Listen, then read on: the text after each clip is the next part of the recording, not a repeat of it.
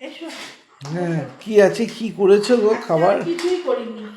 তুমি কালকে সমস্ত কিছু খাবার নিয়ে এসছো বিয়ে বাড়ি থেকে, দেখলাম যা আছে তাতেই হয়ে যাবে। দুজনের হয়ে যাবে। আচ্ছা, কি কি আছে দেখি। এটা হচ্ছে বাসন্তী পোলাও, দুটো পাতুরি আছে, পাতুরি আছে, আমি জানি না এটা কিসের পাতুরি। গরম করেছো তো হবে, সব? হ্যাঁ হ্যাঁ হ্যাঁ। আর আচ্ছা, এখানে আছে একটা চিংড়ি মাছের মালাইকারি। এটা বুঝতে পারছি না আমি কি জিনিসটা। এটা বোধহয় ওই তড়কা টাইপের বা কিছু একটা হবে। এটা রয়েছে মাটন, এটা চিকেন। ও, আর এই যে আর এই সন্দেশ আছে, মিষ্টি আছে, আর জিলিপি, রাবড়ি জিলিপি দিয়েছে। আর আর আছে আমার তৈরি করা এই যে। ও, তোমার তৈরি করাটাও তো দেখানো অবশ্যই।